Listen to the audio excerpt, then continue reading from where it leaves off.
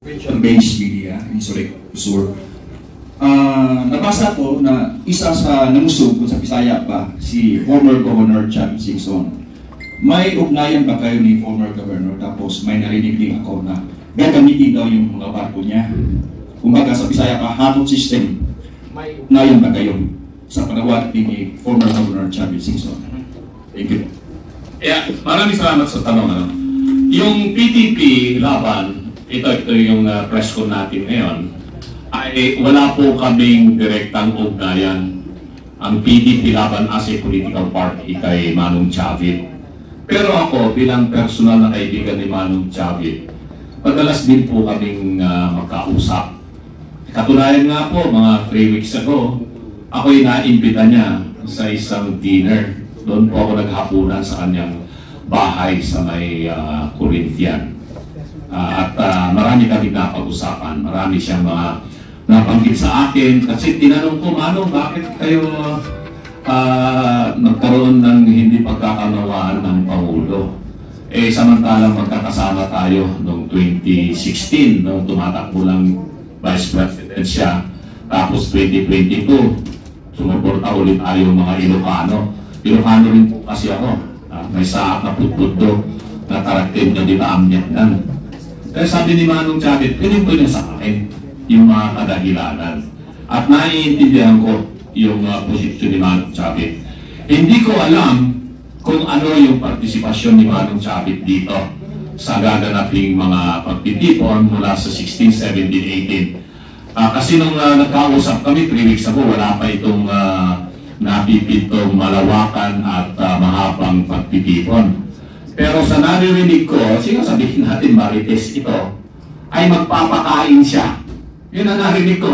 Pagbibigay siya ng tulong para pagkain at ilugin ng mga tao na dadalo sa pagtitipon doon sa Luneta at saka dito sa People Power Monument. Kasi malapit lang yung bahay niya dyan sa lugar na yan. So sigurado ako knowing si Manong Chavit ay magbibigay siya ng mga ganyan, suporta, pagkain, tubig, na madalas naman po niyang ginagawa yan kahit na sino po yung manghingi sa kanya kung may mga ganitong mga pagtitipan. Yung tungkol sa kanyang pagpapagamit niya ng kanyang mga sasakyan, kung meron man siyang barko, hindi ko alam kung marami siyang barko o kung meron, o aeroplano o kaya kung ano man para sa hapon o kaya yung mga bus, hindi ko rin po alam yan. Wala po kami ugnayan patungkol po dyan. So, ang alam ko rin, at hindi ito Marites, ito ay impormasyon, ay marami po sa ating mga kababayan sa probinsya. Doon lamang po sa aking probinsya sa Pangasinan, marami po mga lumapit po sa akin na gusto po nilang dumalo sa pagtitipon sa Kamaynilaan sa November 16, 17, 18. At naghahanap sila ng pwedeng makatulong para sa kanilang transportation expense. So marami po yan, so hindi lang sa Pangasinan yan, sa iba't ibang mga probinsya, lalong-lalo na dito sa Luzon. Marami rin po ako mga kaibigan sa Visayas at Mindanao na talagang sasadyain nila na pupunta rito sa November 16, 17, 18. Kung paano sila makakarating po rito ay hindi ko rin po alam yung detalye niyan. Pero sa aking social media account, sa aking messenger, sa Viber, sa mobile phone, ang dami kong nare-receive ng mga text at nanghihingi ng suporta ng tulong, makarating lamang po sila dito sa Maynila.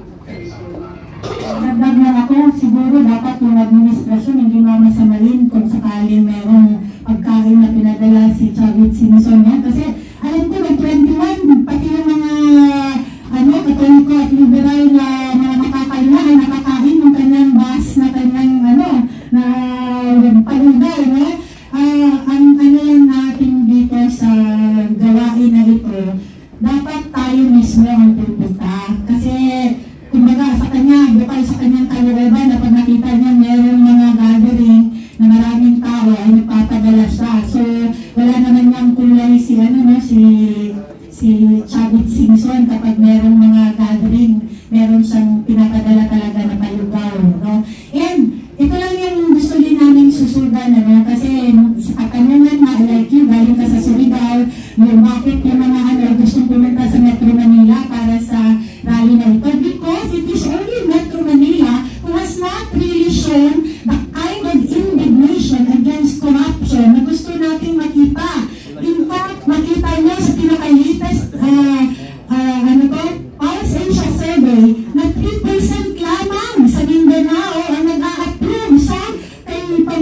ng Marcos. And 97% wala na sa either nagdadalawang isip o talagang may na. So 3%, hindi na kailangan mag-rally ng Mindanao o ng Visayas, but Metro Manila, where the seat of power is, tayo na parang natatakot na ipakita kung ano yung tunay nating nararamdaman sa korupsyon na ito. Kaya ngayon po, ang ating panawagan is for Metro Manila and Luzon to show your indignation against corruption dahil ito ay sobrang malawak. Ang dami ng mga namatay, ang daming nabaha, ang daming nalinggol. Anong uri ba ng tulong na nakita natin at kahandaan ng pamahalaan? So, it's not just about corruption, it's also about competence of governance. Good morning po, I'm Ryan po from Abante Radyo. Tatanong lang po ako ng tanong. Recently lang po sinabi po ni Ombudsman Remulla na mayroon na pong arrest warrant laban kay Senator Bato de la Rosa. But the latest statement po ng DOJ, wala pa po silang natatanggap. And according din po kay DILG Secretary Remulla, John Vic Remulla, na ang natanggap lang daw po ni Ombudsman Remulla ay yung electronic copy, wala pa pong original copy. Any statement po from PDP Laban, since si Senator Bato de la Rosa po ay part ng PDP Laban, at sa tingin niyo po ba may paglabag na umano'y ginawa si Ombudsman Remulla sa pagsasapubliko ng arrest warrant? And ano po yung action na ginagawa na po ng PDP Laban?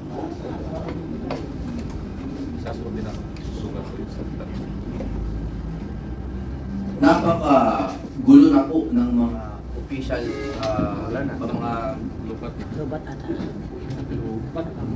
napaka-gulo na po at napaka-halo-halo na po ang mga public pronouncement ng ating mga kinauukulan ukol dyan sa warrant. Hindi natin alam kung totoong may diffusion notice o wala. Sabi po ni Ombudsman Remulla na meron daw siyang copy sa cellphone niya. No? Pwede po natin pahabain ang usapan na to. We can talk about the technicalities of RA 9851. We can talk about the Rome Statute. But at the end of the day, this is a question of sovereignty. Kasarinlan.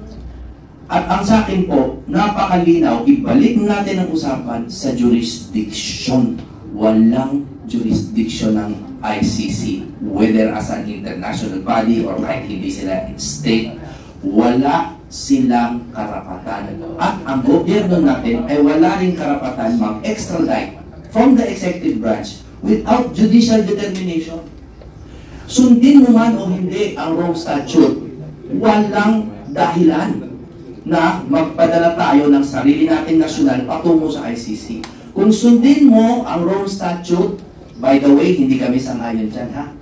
Pero kung sundin mo ang Rome Statute, dadaan ka pa rin sa judicial determination. Kailangan malaman natin kung gumagana ba yung principle of complementarity, kung gumagana ba ang ating mga korte o hindi. Pag hindi natin sinunod, pupunta tayo sa RA 9851 at nakalagay sa Section 17 that it is pursuant to existing extradition laws. Di ba? At naglabas ang ating Supreme Court ng mga rules on extradition. Tama? Yung AM number 220329 or some, basta, ganyan. At ang nakalagay doon talaga, dadaan pa rin sa judicial determination. Ang problema dito is nagkakaroon na masyado ng legal speak, legalese. Nakakalimutan natin yung spirit of the law. And the spirit is we preserve sovereignty. As much as possible, ang Pilipinas ay sa Pilipino. No? So yung iba, binabaloktot yung batas para magkadahilan na magkaroon ng kapangyarihan ang executive to unilaterally expel a political rival. Mali. Okay, bago ko pagsalitain ang ating legal luminary, isipin nyo ito ha. Ako, marami akong pinagagalitan ngayon na opisyal. I think they are guilty of crimes against humanity. I have been bashed for that. I stand by it. Crimes against humanity is an evolving term. It is no longer a war crime. Okay? It is about the aggregate level of mass harm. Kung gaano kadami. Kasi parang genocide na eh. Pero, kapag tapos ng administrasyon na to, at may kapanig ako, na gustong magpadala ng mga kalaban natin sa ICC, hindi ako papayag. Hindi ako naniniwala na halimbawa si Trillanes dapat magpadala sa ICC. Ako hindi. Dito, unless the court stop working. Si Martin Romualdez, si Zaldico, dapat ba ipadala sa ICC? I will not support that until all the legal requirements are met. Na they prove jurisdiction and we prove na hindi gumagana ang mga korte natin. So that warrant for me, indeed, it's a distraction. And I think everyone here knows, alam ninyong lahat, na nung pinakulong si Pangulong Duterte, meron kasing issue. Tama? May issue sa budget. May issue doon sa kay Paulo Tantoco, rest in peace. Tama? O ngayon, meron na namang ganito malaking rally, meron na namang ibang ipahuhuli. So, it's right in front of our faces. So, as a final statement, nananawagan po ako sa mga mabubuting tao pa sa loob ng administrasyon. Maglaban po tayo sa politika, pero wag po natin isuko ang ating common goal of preserving Philippine sovereignty.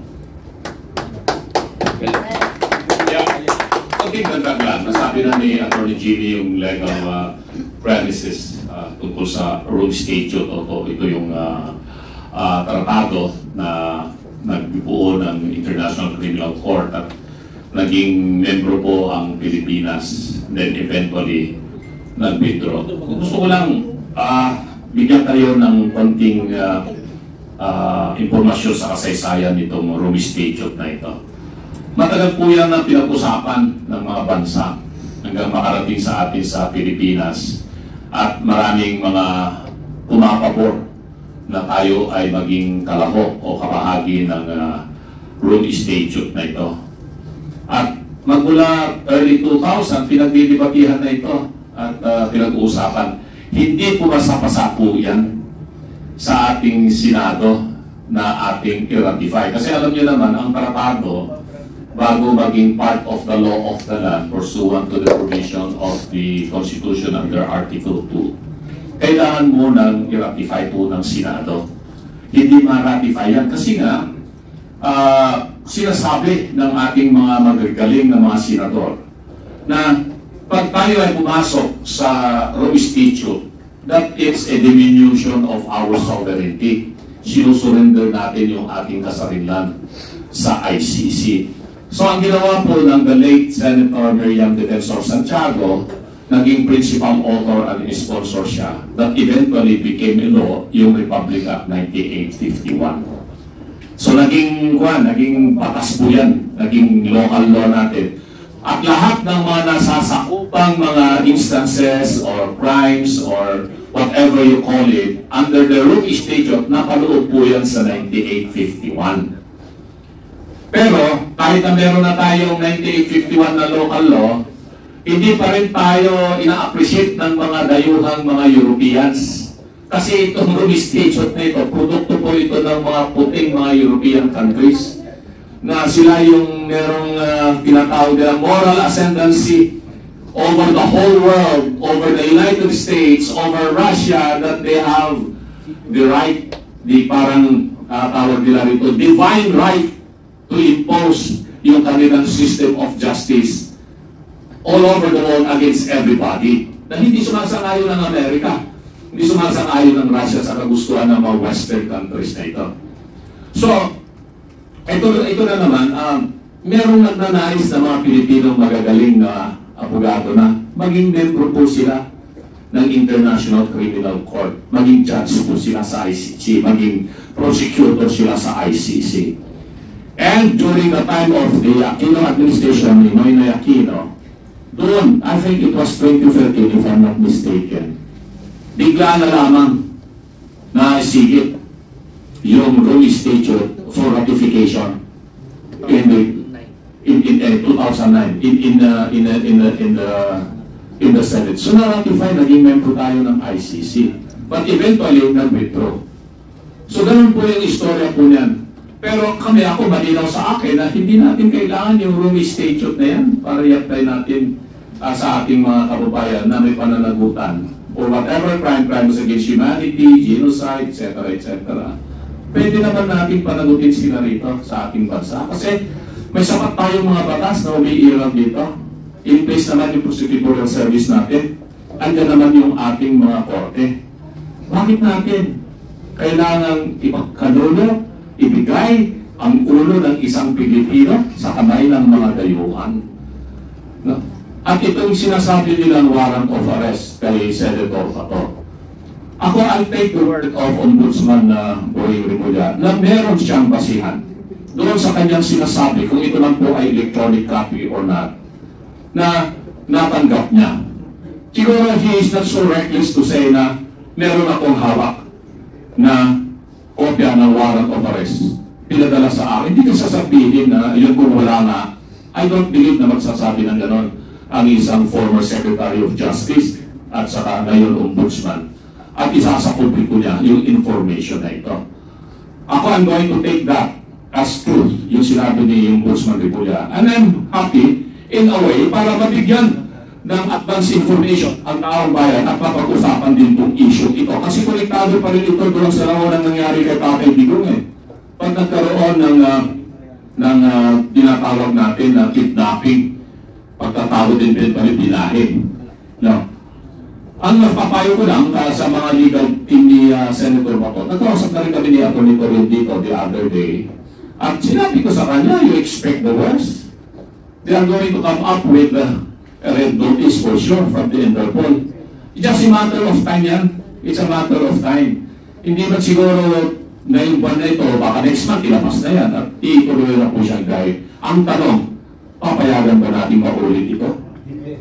Papayagan ba natin, despite na meron ng bagong extradition rules na nilabas ng Supreme Court in relation to the provision of Republic Act 9851, Section 17, and in accordance with our existing procedure under the rules of court, niliwanag na po yan ng ating Korte Suprema. At masaya rin ako sa naging pahayag ng Executive Secretary Bersamin, a former Chief Justice of the Supreme Court, that if and when that warrant of arrest against Senator Bato will be awarded to our Department of Foreign Affairs, which is supposed to be the agency that will have first crack on this, na hindi may surrender or na-aristuhin ka agad si Senator Bato at tapos si surrender sa direct without the intervention of our courts. Hopefully, sundin po nila ito. Sundin po nila ito. Pero, eto lang, ang criticism ko dyan. The timing of coming out with this kind of information and make public when in reality there is no yet official communication and in a hard copy that is delivered by the ICC to the Department of Justice or to the Department of Foreign Affairs, and there is no notice yet by ICC to the Interpol for the issuance of whatever legal notice, red notice or whatever. I think it is done in order again to cover up this burning issue of corruption in flood control para ma-divert na naman yung atensyon ng taong bayan. That is the only thing na nakita kong negative dito. That there is a connection of this information that Senator Bato, who is a leader of PDP Laban, somebody who is fighting the corruption in government, in the Senate, that is amounting to curtailing his right as a senator to continue fighting corruption in our government. Yun lang nakikita ko po dyan. So whether or not magkakaroon ng arrest warrant, hindi na lang natin yan. It's a matter of time. Sabi na ni Vice President Sara Duterte at Vice Chair Senator Bato, you better be prepared. It's gonna happen anytime soon. Dagdag lang ako bilang ordinaryong mamamayan at hindi abogado. Kasi ako, ang pananaw ko, ICC is not, it's a political arm of the West hiding behind a facade of humanitarian advocacy. Kasi tingnan nyo yung nangyari. Wala naman silang ibang kaso bakit pinapatagay nila si Tatay Digong doon. Kasi wala silang ibang hawak na kaso. At meron pa silang with the US government. So, yung significance nila, they are fighting for it. No? At siguro, maraming maraming aspeto yan. And yung paglabas na itong kay Senator Bato, parang nagdagdagan naman yung kanilang doon. Trabaho at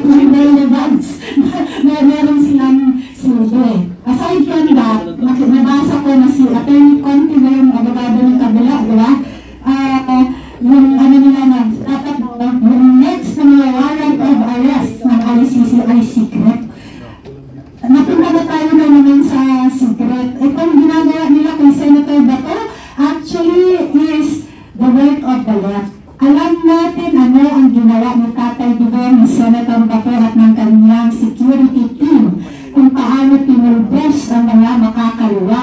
Ngayon, itong ginagawa nila dahil they are gaining power, regaining their authority because meron silang budget, nakaupo sila ngayon sa Kongreso. Kailangan nila ngayon ang kasama pa nila sa September 21 rally ang lahat ng mga makakaliwa.